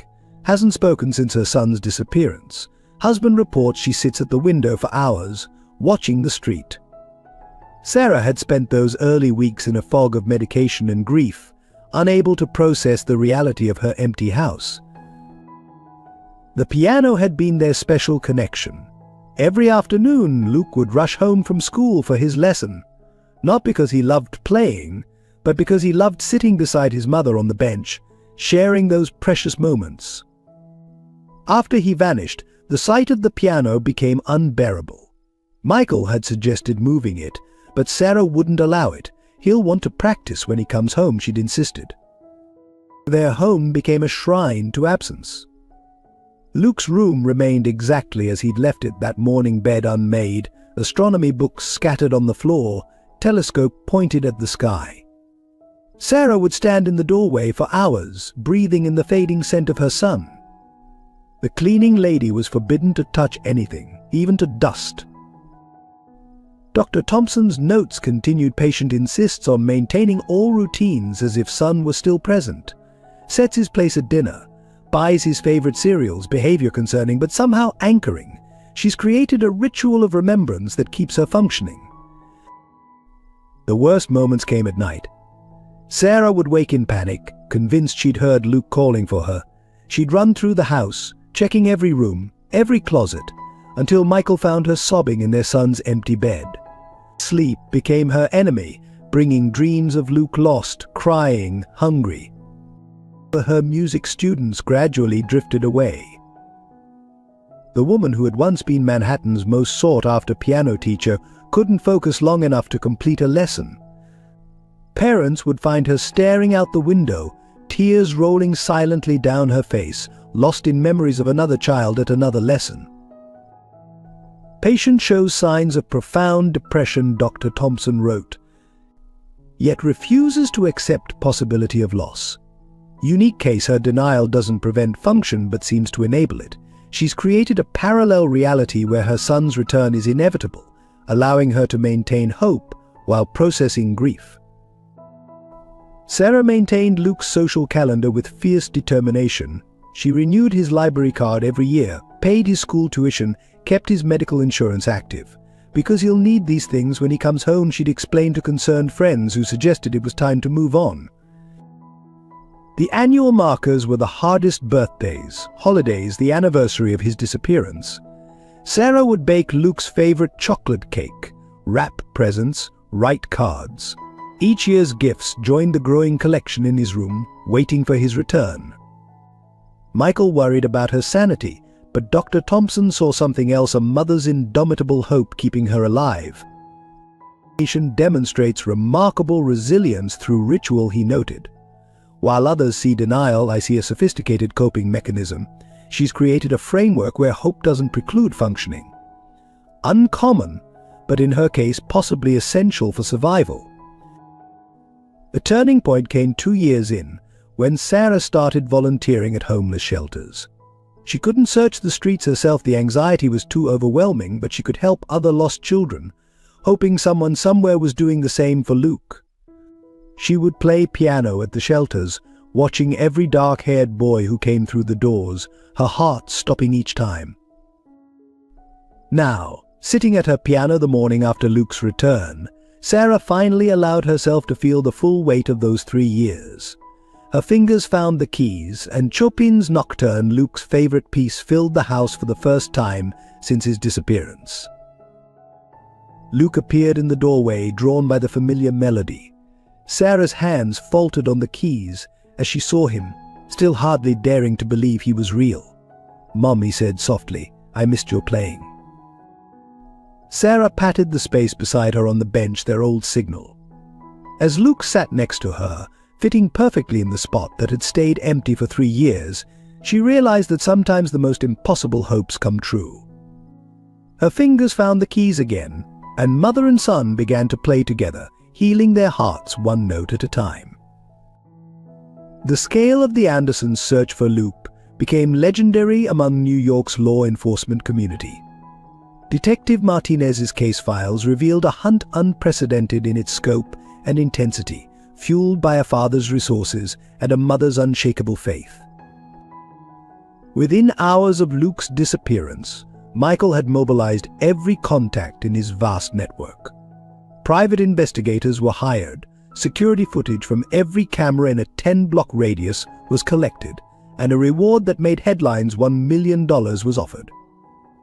The initial search involved hundreds of volunteers, sweeping through Central Park and surrounding neighborhoods with flashlights and hope. The first 48 hours were chaos, Detective Martinez wrote in her report. Anderson had helicopters scanning the city with thermal imaging. Every homeless shelter, every hospital, every possible location was checked and rechecked. I've never seen resources deployed so quickly or extensively. Michael converted his office into a command center. Walls were covered with maps marking possible sightings, timelines, and theories. He hired former FBI agents, retired detectives, even psychics, anything that offered a glimmer of hope. His business empire began to suffer as he devoted more time to the search, but he didn't care. The missing person posters became part of New York's landscape. Michael had them printed on weather-resistant material, ensuring they survived rain and snow. Every time city workers took them down, new ones appeared. The posters evolved as age progression software showed how Luke might look as months turned into years. Sarah's contribution to the search was more personal. She recorded piano pieces, Luke's favorites, which played through speakers mounted on search vehicles. The haunting melodies drifting through city streets became known as Luke's lullaby. And New Yorkers learned to recognize them as a signal that the Andersons were again sweeping the area. The family's driver, James, spent his off hours driving slowly through the city's roughest neighborhoods, showing Luke's picture to anyone who would look. He kept a stack of emergency supplies in his trunk: blankets, food, clean clothes, hoping each day would be the day he found the boy. The hardest part, Michael later confessed, was the false hopes. Every tip, every possible sighting sent us rushing across the city. Each time it wasn't him, something in Sarah would break a little more. Yet they never stopped responding to calls, never stopped hoping the next lead would be real. The Anderson Foundation, originally focused on real estate development, shifted its mission to helping street children. Michael established a network of safe houses and support services, hoping that even if they couldn't find Luke, they might help other lost children find their way home. Their housekeeper, Mrs. Martinez, maintained Luke's room with devoted precision. Every week she would change the sheets, dust the telescope, and replace the water in the vase holding flowers on his desk. "Young Master Luke will want everything fresh when he returns," she would say, her faith matching Sarah's. The search expanded beyond New York. Private investigators followed leads across the country. Michael chartered planes to check promising tips in other cities. Each dead end was marked on the office maps with a red pin, creating a constellation of disappointment that spread across the country. Detective Martinez documented the toll on the family. Mr. Anderson has aged decades in 3 years. Mrs. Anderson maintains her hope, but at great personal cost, yet they continue searching with the same intensity as day one. Their dedication is both inspiring and heartbreaking. The annual ceremonies on the anniversary of Luke's disappearance grew larger each year. The community gathered in Central Park, holding candles, sharing memories, and reminding the city that Luke Anderson was still missing, still loved, still searched for. Sarah would play piano at these gatherings, her music carrying both sorrow and hope across the darkened park. Even when leads dried up, when police suggested scaling back, when well-meaning friends advised them to move on, the Andersons refused to give up. Their love for Luke became a force that transformed their lives, their business, and ultimately their community. Some might see it as obsession. Detective Martinez concluded in her final report before Matthew's arrest, "But I see it as the purest form of love. The Andersons didn't just search for their son, they rebuilt their entire world around the possibility of finding him. In doing so, they helped countless other children and families, creating a legacy of hope from their deepest pain." During Matthew's trial, a different story emerged through his psychiatric evaluation, one that provided context, though not justification, for his actions. Dr. Eleanor Hayes, the court-appointed psychiatrist, uncovered a history of trauma that had twisted into an obsession with social status and revenge. William Matthews hadn't been born into wealth. His childhood in the Bronx had been marked by poverty and shame.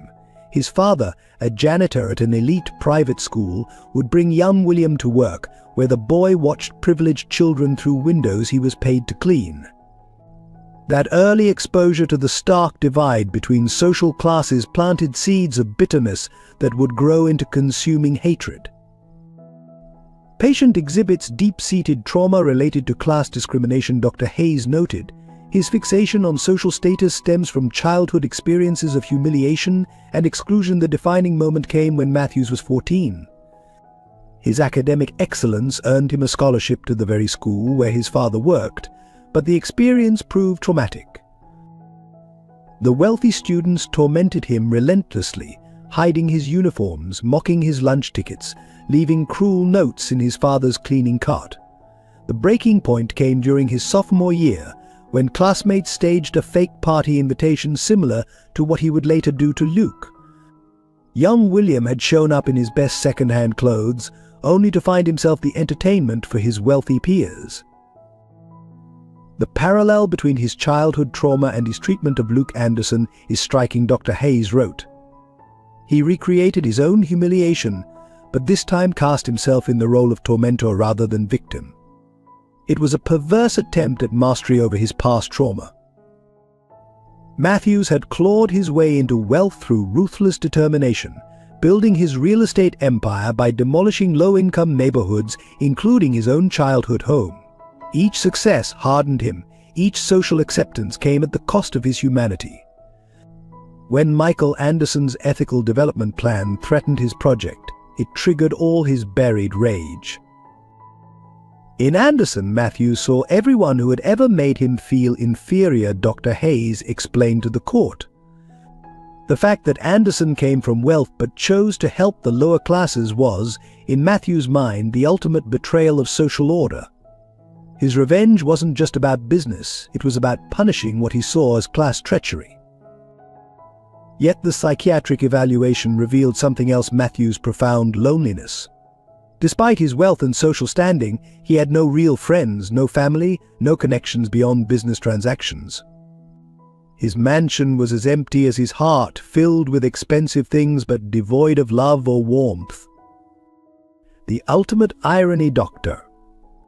Hayes concluded, is that in trying to break Luke Anderson's spirit, Matthews confronted the resilience he himself had lost. Luke survived the streets with his humanity intact, while Matthews, for all his wealth, had become the very thing he once despised: a cruel elite using power to hurt the vulnerable.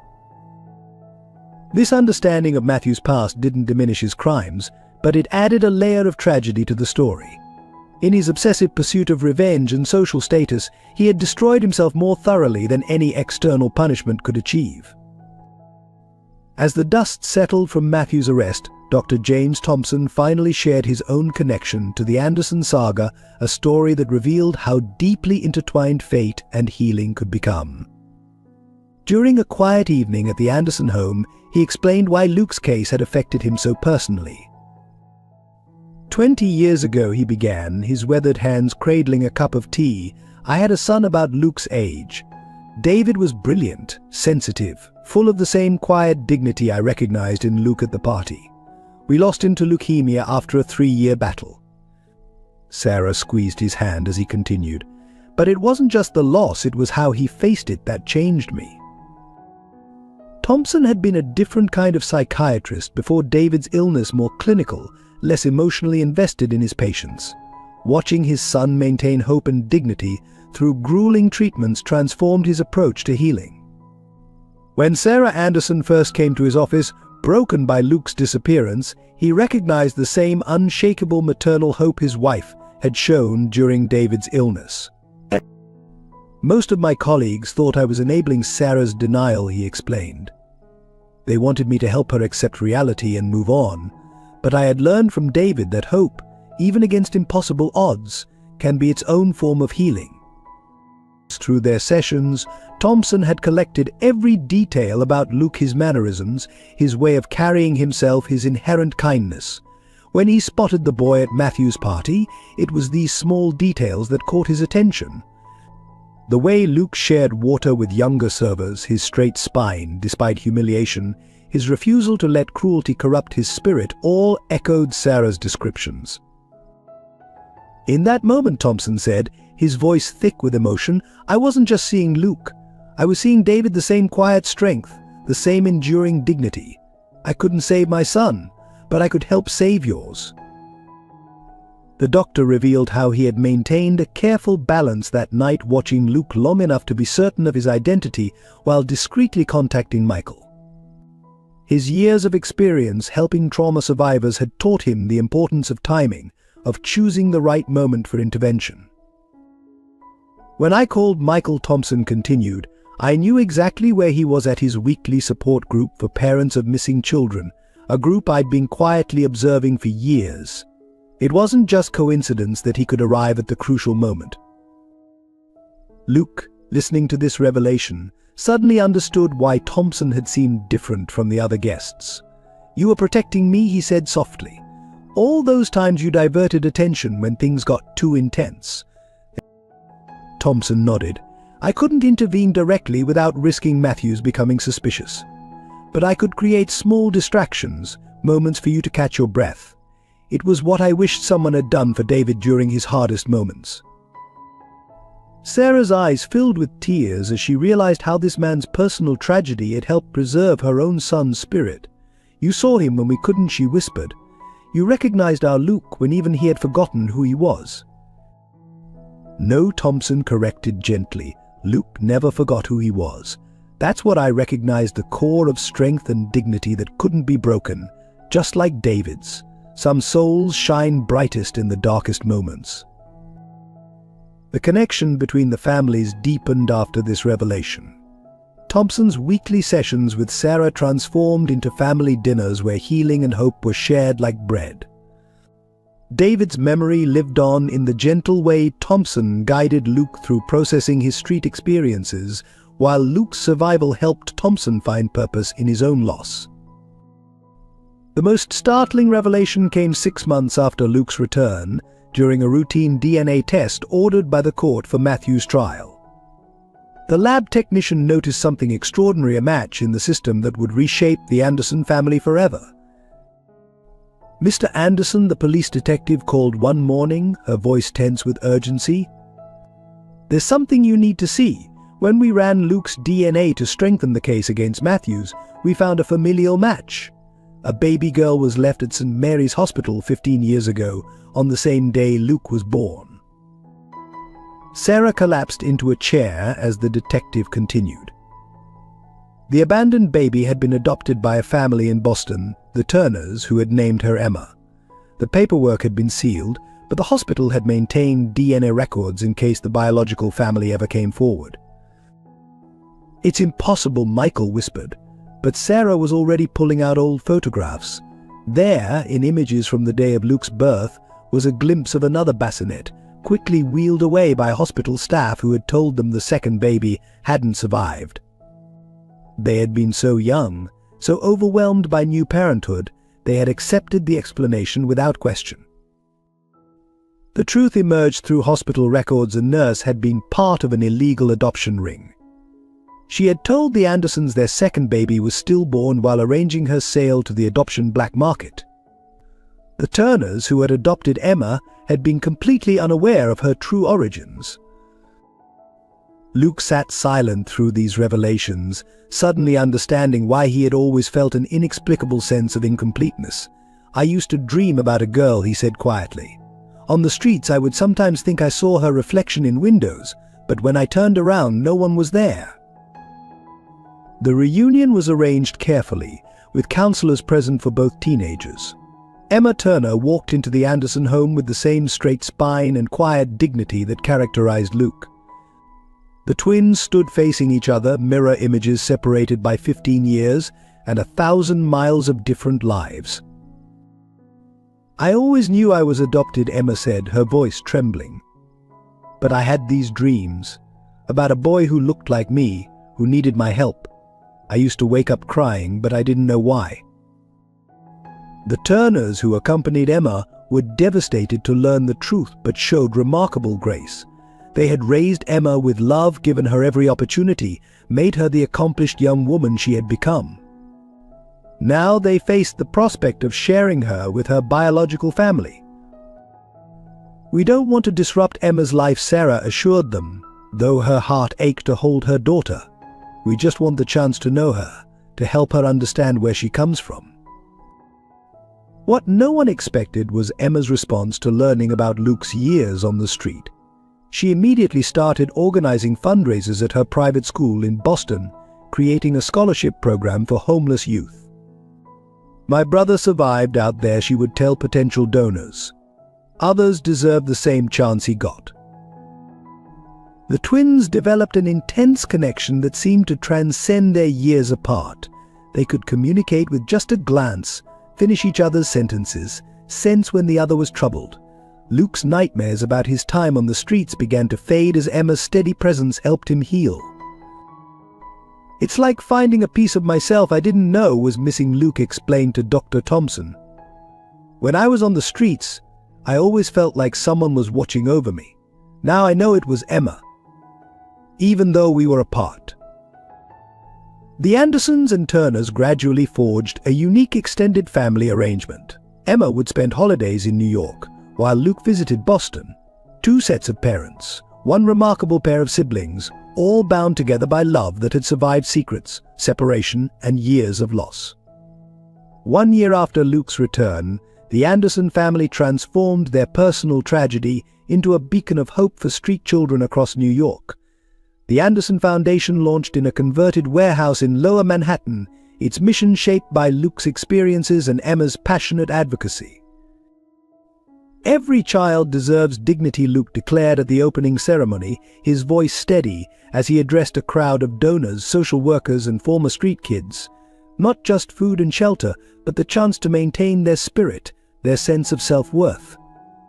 Behind him, the Foundation's motto shone in silver letters, "Hope is not lost." The facility was designed to be everything Luke had needed during his years on the streets. The ground floor housed an emergency shelter with private sleeping pods instead of traditional dormitory beds, giving young people their own space and security. A fully equipped medical clinic occupied one wing, staffed by volunteer doctors who understood trauma and street survival. Emma's influence showed in the education center, where kids could continue their schooling at their own pace. "My brother taught himself math by counting cars," she told the board of directors. "Imagine what these children could achieve with proper support." The classrooms featured flexible schedules and trauma-informed teaching methods, allowing students to learn while healing. Sarah's touch was evident in the arts wing, complete with a music room full of donated instruments. Sometimes, she explained, healing happens through creation rather than conversation. The sound of piano music often drifted through the building, reminiscent of the melodies that had once searched the city for Luke. Michael focused on the practical aspects of rehabilitation. The foundation offered job training, legal aid, and assistance in reconnecting with families when possible. He established partnerships with businesses willing to hire program graduates, creating real pathways out of homelessness. Dr. Thompson served as head of psychological services, implementing a revolutionary approach to trauma care. "We don't just treat the symptoms," he explained. "We help these young people rediscover their inherent worth, their capacity for dignity and resilience." The Foundation's most unique feature was its Youth Advisory Board, comprised entirely of former street children, with Luke serving as chairman. Every decision, from facility rules to program development, had to be approved by those who understood street life firsthand. "This isn't charity," Luke insisted during planning meetings. "It's collaboration. These kids don't need saviors, they need allies, resources, and respect." His experiences shaped every aspect of the Foundation's approach, ensuring that help was offered without humiliation. Within months, the Anderson Foundation became a model for similar programs nationwide. Emma coordinated satellite locations in Boston, while other cities requested guidance in replicating the program. The waiting list for services grew, leading Michael to purchase additional buildings. But perhaps the most powerful aspect was the simple message embedded in the Foundation's existence that tragedy could be transformed into triumph, that dignity could survive the darkest circumstances, and that family could be found in unexpected places. At the end of the first year, Luke stood in the rooftop garden, watching former street kids tending vegetables alongside business executives doing community service. Below, Emma led a fundraising tour, her voice carrying up with the same passion that had once called him home. "We're not just saving lives," he told his parents. "We're preserving souls." William Matthews' transformation began in the unlikeliest of places, a prison therapy group led by Dr. Thompson. After serving 2 years of his sentence, Matthews had reached rock bottom, his empire crumbled, his reputation destroyed. It was there, surrounded by other inmates, that he finally confronted the truth about himself. "I became what I hated most," he admitted during one session, his designer suits replaced by prison orange, his arrogance stripped away by shame. "I spent my life fighting to escape poverty, only to become the kind of monster who torments vulnerable children." Dr. Thompson's approach was uncompromising but compassionate. He made Matthews confront videos from the party, forcing him to watch Luke's dignity in the face of cruelty. Luke Thompson would say, "Look at how this child maintained his humanity while you lost yours." The breakthrough came when Matthews received a letter from Luke. "I forgive you," the boy had written, "not because you deserve it, but because holding on to hatred would make me more like what you were. My years on the street taught me that everyone deserves a chance at redemption." Those words shattered Matthews' remaining defenses. He began writing first journals, then a memoir about his journey from poverty to power, and how the pursuit of status had corrupted his soul. The proceeds were donated entirely to the Anderson Foundation.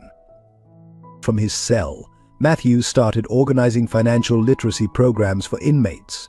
He used his business expertise to help form a convict's plan for life after release. The man who had once wielded wealth as a weapon began teaching others how to use it responsibly. When the Anderson Foundation launched its prison outreach program, Matthews became an unexpected ally. Through video conferences, he shared his story with street kids, warning them about the price of letting bitterness overshadow humanity. "But I thought wealth would protect me from ever feeling powerless again," he would tell them. "Instead, it turned me into something worse than those who had hurt me. True power isn't in money, it's in maintaining your dignity, like Luke did." 3 years into his sentence, Matthews received an unexpected visit of Michael Anderson. The meeting was tense but transformative. "I came," Michael explained, "because Luke insisted you were changing. He believes in second chances." Together, they developed a program helping formerly incarcerated individuals find employment in ethical real estate development. Matthews' insider knowledge of predatory practices helped protect vulnerable communities from exploitation. During his parole hearing, Luke surprised everyone by testifying in Matthews' favor. "The man who tormented me at that party was imprisoned by his own hatred," Luke told the board. "The man before you today has found his way back to humanity. Isn't that what rehabilitation should be about?" Matthews was released after serving 5 years. His first act as a free man was to volunteer at the Anderson Foundation's shelter, serving meals to street children. He worked in the kitchen, away from the kids, understanding that some wounds needed distance to heal. "The irony," he confided to Dr. Thompson, "is that I'm finally free. All those years of chasing status, I was building my own prison. It took losing everything to find my way out." Today, Matthews lives modestly, teaching business ethics at a community college and mentoring at-risk youth. His story serves as both a warning about the corrupting influence of power and a testament to the possibility of genuine change. Some people think redemption means erasing the past, he wrote in his final journal entry. But real redemption is about facing it honestly, understanding its lessons, and choosing a different path forward. Luke Anderson taught me that dignity isn't in what we possess, but in how we treat others. 5 years after Luke's return, the Andersons hosted a remarkable gathering at their home. The living room was filled with an unlikely assembly: the Turner family from Boston, Dr. Thompson, reformed inmates from Matthews' programs, successful graduates from the Anderson Foundation, and even Matthews himself, standing quietly in the corner. The occasion was Luke and Emma's 18th birthday, but it represented something far greater: the healing power of forgiveness and the strength of chosen family. Sarah's piano music filled the air as Luke and Emma greeted guests, their twin connection evident in their synchronized movements and shared smiles. "Look around," Michael addressed the gathering, his arm around Sarah. "Every person in this room represents a different chapter in our story. 5 years ago, we were broken by loss. Today, we're strengthened by how that loss transformed us all." Emma, who had become a fierce advocate for adoption reform and children's rights, stood beside her 2 sets of parents: the Turners who raised her and the Andersons who found her. "Family isn't just about blood," she declared. "It's about choice, about loving people enough to help them heal." Luke, now heading the youth outreach program at the foundation, shared stories of hope. Under his leadership, the program had helped hundreds of street children reconnect with their families or build new support systems. His own experience of maintaining dignity through hardship had become a blueprint for others. Dr. Thompson watched it all with quiet satisfaction, seeing how his own loss of David had led him to help heal so many others. His therapy methods, developed through working with the Andersons, had been adopted by trauma centers nationwide. Matthew's presence was perhaps the most powerful testament to change. He stood respectfully distant, but Luke made a point of including him, showing others that redemption was possible even from the darkest places. "Mr. Matthews," Luke said, addressing him directly, "your story helps our kids understand that it's never too late to choose a different path." The Foundation's graduates shared their successes: college acceptances, new jobs, reunited families. Each story reflected the ripple effect of one family's determination to transform tragedy into hope. The Anderson Foundation had become more than a shelter; it was a model for healing broken systems and broken hearts. Sarah played a special piece she had composed, titled "Coming Home." The melody wove together themes of loss, search and reunion, bringing tears to many eyes. Luke and Emma sat beside her on the piano bench, just as Luke had done as a child, the family's circle finally complete. As the evening drew to a close, Michael raised a toast to hope that never dies, to dignity that survives all trials, and to love that builds bridges across every divide. The gathering represented everything the Andersons had learned through their journey: that healing happens in community, that forgiveness liberates both sides, and that every ending can become a new beginning. Luke looked around at this extraordinary family. They had built birth parents and adoptive parents, reformed adversaries and steadfast allies, all united by a shared belief in second chances and the power of unconditional love.